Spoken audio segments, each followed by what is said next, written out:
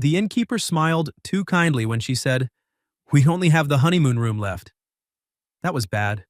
Worse was the way Lena squeezed my arm and answered before I could. "That's perfect," she said. "Perfect, right. Because for the next 48 hours, Lena and I were supposed to be a very believable couple. Not for fun. Not for some harmless little prank. For her grandmother.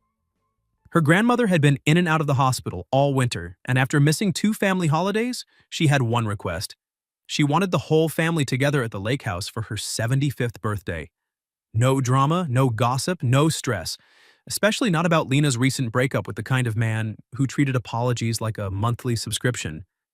So when Lena found out her ex, Graham, was still coming, because he had apparently become weirdly close to her brother over poker and bourbon, she panicked. Not because she still wanted him, because she didn't want her grandmother spending the whole weekend watching him hover around her like unfinished business. "I just need one clean weekend," she told me over coffee 3 days earlier. "One weekend where no one looks at me like I'm fragile or waiting for him to come back. And your solution is me?" "You're stable," she said. "That's a deeply unromantic pitch. You're also good under pressure. That sounds like I'm being hired for a hostage exchange." Lena leaned across the table. "Evan, please." That was the problem. I had known Lena since we were 12, since braces, bad haircuts, and the year she got suspended for pouring orange juice into the principal's decorative fountain because he called her spirited in a parent meeting. She was still spirited, just better dressed now, and a lot more dangerous to my peace of mind. We had spent years being the kind of friends people misread on sight. Too easy together, too familiar, too quick with each other. The kind of dynamic that made waiters assume separate checks were a personal attack. My sister once watched Lena steal a bite off my plate, steal my jacket, then tell me my posture was emotionally dishonest, and said, "You know, normal friendships don't look like soft launch marriages." Lena laughed. I did too. That had become our best skill, laughing at the exact thing neither of us wanted examined too closely. So, yes, when she asked me to fake date her for a weekend, I should have said no. Instead, I asked, "How convincing?" She looked at me over her coffee. "Convincing enough that Graham leaves me alone and Grandma has a peaceful birthday." That was how I ended up driving with her through a snowstorm to a lakeside inn with one overnight bag, a fake relationship, and absolutely no understanding of how badly this was going to go for me. By the time we got there, the roads were half ice and the lobby smelled like pine, wet wool, and fireplace smoke. Lena's family had filled the main house already, which is why we were at the inn down the road in the first place. One room left, one bed, honeymoon room. The kind of situation the universe only creates when it's bored and cruel. The room itself was warm and beautiful in a way that made everything worse. Iron bed frame, quilted blanket, one lamp by the window, a fireplace already lit. Zero couch, zero useful distance.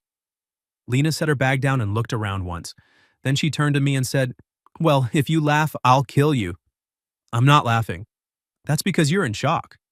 That's because your family apparently books romance-themed lodging like a threat." She rubbed her forehead. "We can handle one bed." "Can we?" She looked at me then. Really looked. Not joking now, not quick or bright, just tired enough to be honest. "We have handled harder things than one bed," she said quietly. That landed deeper than it should have. Because she was right. We had handled funerals, layoffs, panic attacks, my father's surgery, her divorce filing, my year of pretending I was fine, after my own engagement ended. We were good at hard things. That didn't mean I wanted to lie beside her in the dark and act like my body had never once understood something before my brain gave it permission.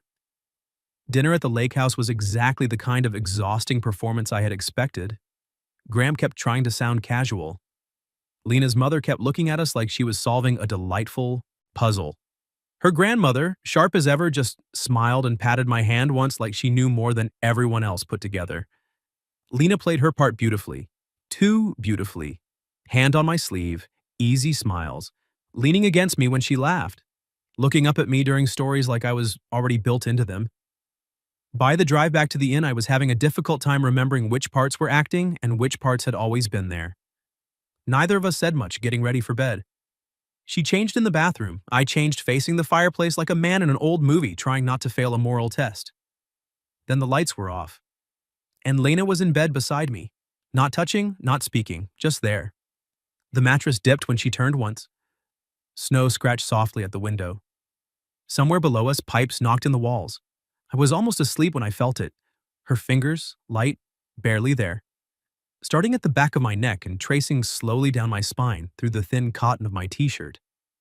Every thought in my body stopped. Then her voice came out low and too close in the dark. "If we're keeping up the act," she whispered, "you can't go this stiff every time I touch you." I didn't move. That was the first mistake. The second was answering honestly. "I'm stiff," I said into the dark, "because you're tracing my spine like we're either married or in trouble." Lena's hand stopped. For 1 second, I thought she'd pull it away completely. Instead, her fingers stayed resting between my shoulders. "Maybe both," she murmured. That did not help. I turned onto my back and looked at the ceiling I couldn't really see. "Lena." "What?" "You cannot do that and sound casual." A soft laugh. "I'm not casual right now." There it was, not teasing, not performance. Something lower and truer. I turned my head toward her. "Then what are you?" Quiet stretched between us. Then she said, "Tired." Fair, but not the whole truth. I knew because I'd known her too long. So I asked the question I should have asked before agreeing to any of this. Why me?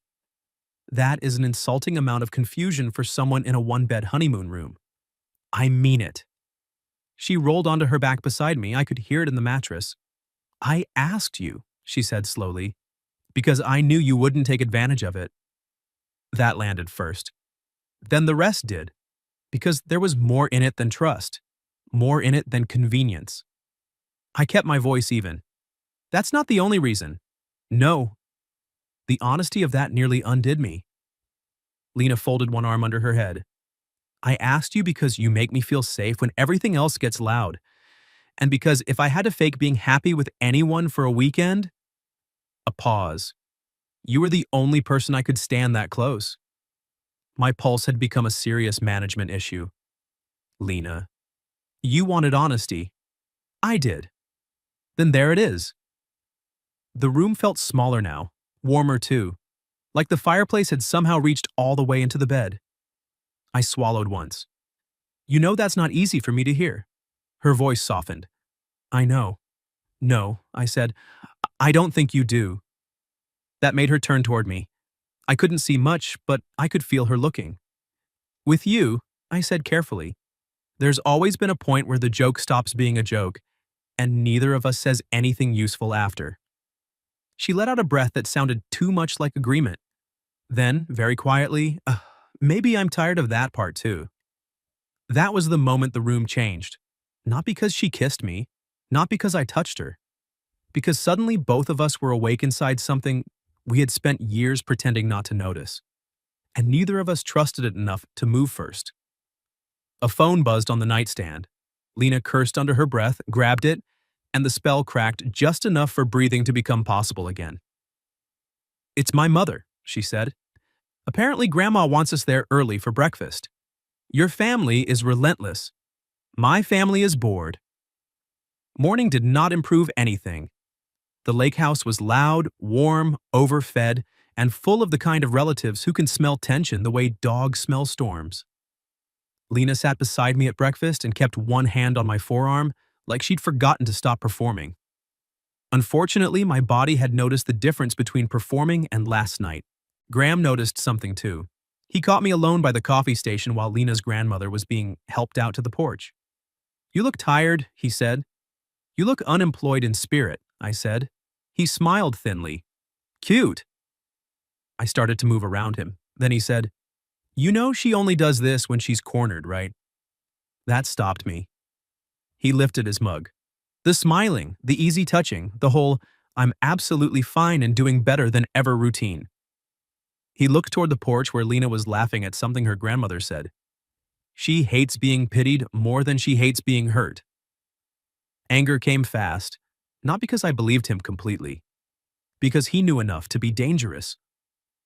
"She seems pretty done with you," I said. His expression shifted, just a little. That's not what I said. Before I could answer, Lena appeared beside me, all soft eyes and steel. There you are, she said to me, slipping her hand into mine. Grandma wants a photo by the dock. Graham looked at our hands, then at her face, then away. That should have felt like victory, it didn't. Because Lena's hand tightened once, harder than she meant to, and I felt exactly how shaken she actually was. We made it halfway across the yard before I said, "What did he mean?" Lena kept walking. Nothing useful. That wasn't my question. I know. We reached the dock steps. The lake below was half silver, half ice. The wind cut hard across the water, and Lena finally stopped. He meant, she said, not looking at me, that he knows I fake fine better than most people. I waited. Then she turned to me, eyes clear and far too honest for daylight. And right now, she said softly, I need you to help me do more than fake it. I frowned. How? She looked past my shoulder toward the house, then back at me. And in a voice low enough that only I could hear, she said, If I ask you to kiss me in the next 5 minutes, don't hesitate. That got my full attention. I looked at Lena. Why 5 minutes? Because that's about how long it'll take Graham to wander over here, pretending he just wants to help with photos. Right on cue, voices floated down from the porch. Her brother was carrying folding chairs. Her mother had a camera. Graham was already heading our way with the lazy confidence of a man who thought proximity still meant something. Lena's hand found my sleeve. Not for show. Not entirely. Please, she said, low enough that only I heard it. So when the family started gathering by the dock and Graham stepped too close on her left, I didn't hesitate. I took Lena's face in both hands and kissed her. The whole world narrowed. Cold air, her breath catching, her fingers gripping my coat. One beat where I told myself this was for the act. Then the second beat came, and that lie died immediately. Because Lena kissed me back like she had been restraining the same mistake for years. Somewhere behind us, her aunt made an excited sound. Her brother said, "Finally!" like an exhausted man completing paperwork. Her grandmother laughed, sharp, delighted, unstoppable. When I pulled back, Lena stayed close for half a second too long. Then she opened her eyes, and whatever she saw on my face made her own change completely. Not panic, not embarrassment, recognition. Photo first, her mother said, far too brightly. We somehow made it through 3 pictures. Graham disappeared. Her grandmother kept smiling at us with the dangerous satisfaction of an elderly woman who had outlived patience. The second the family got distracted by cake decisions and weather comments, Lena grabbed my wrist and pulled me down the side path toward the old boathouse. The door shut behind us. Quiet. Dust. Rope. Lake water. Old cedar. Lena turned to face me and just stood there, breathing. I gave her a second.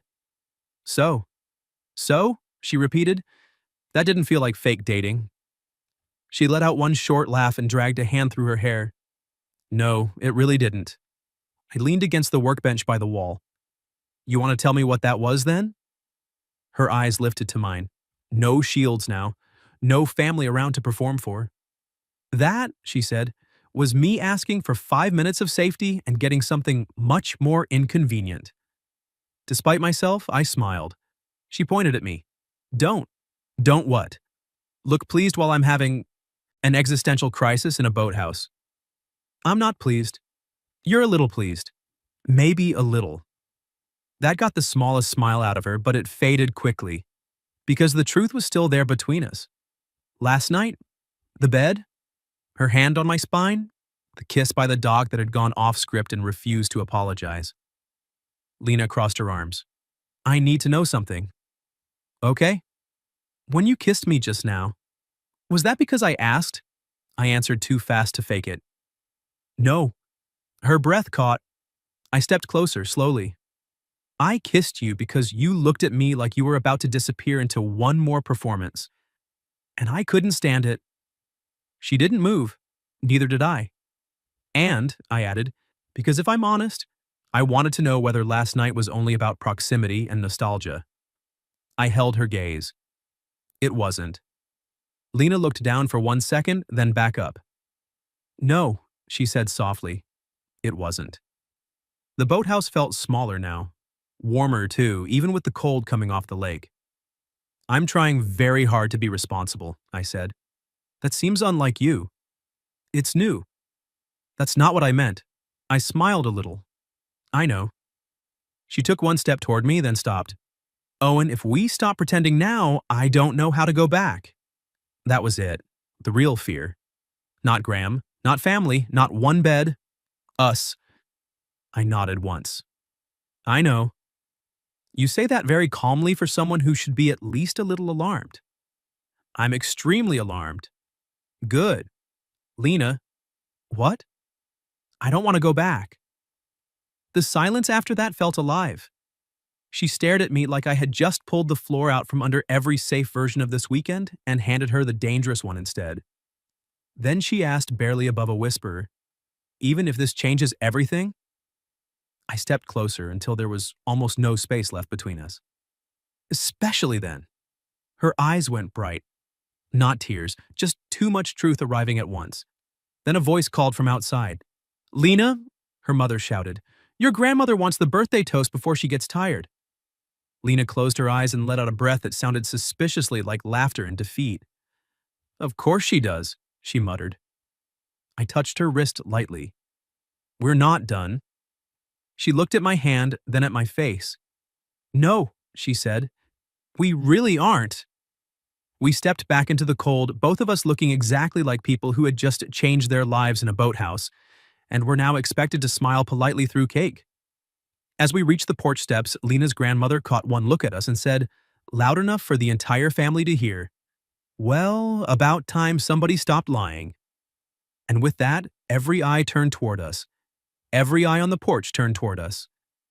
Lena's grandmother sat wrapped in a quilt, hands folded over her cane, looking so pleased with herself that I briefly considered faking my own death to avoid the next 5 minutes.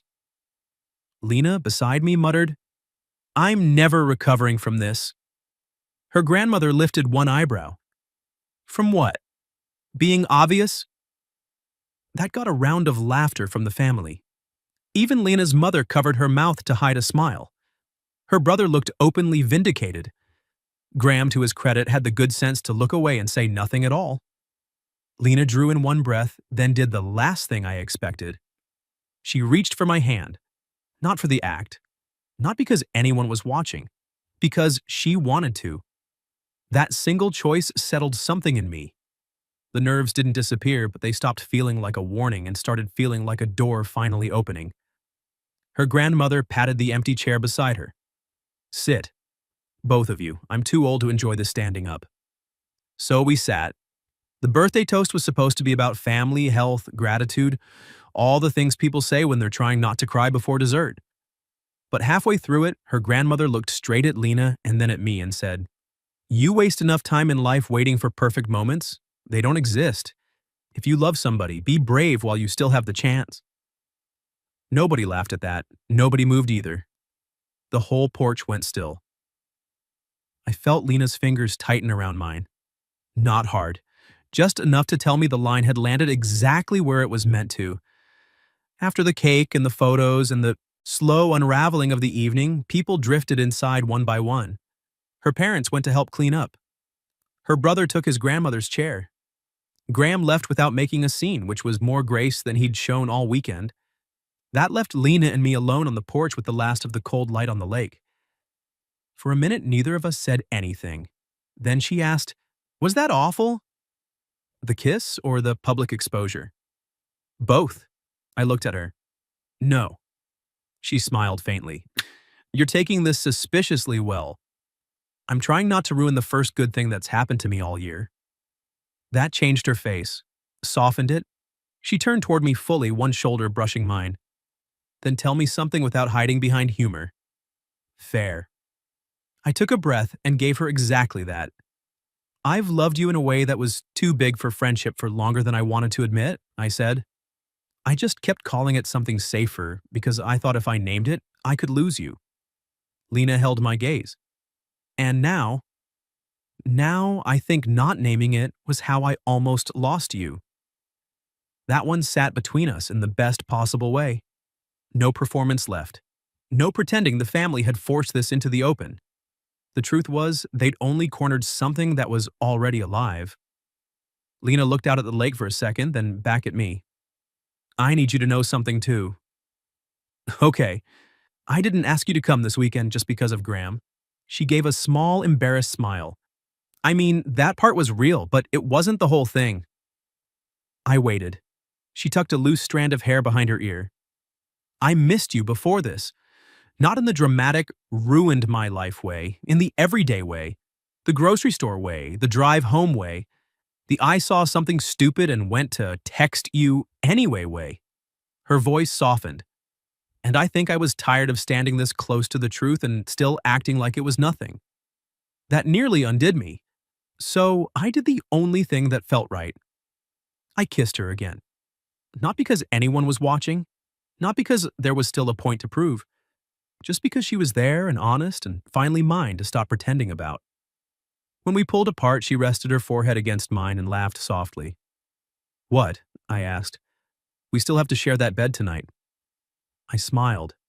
That does seem less emotionally survivable now. It really does. We did survive it, though not by sleeping much. Mostly we talked. Really talked. About London, that almost was, though she'd never taken it in this version. Wait, wrong story. About her divorce. About the years we spent laughing things off.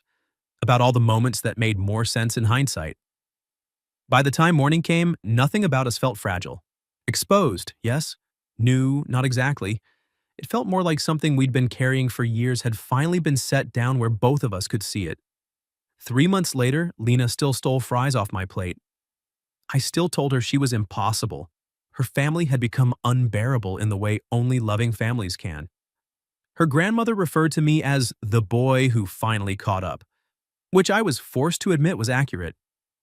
And the strange thing was, none of it felt rushed after that weekend. It felt late. Late in the best possible way.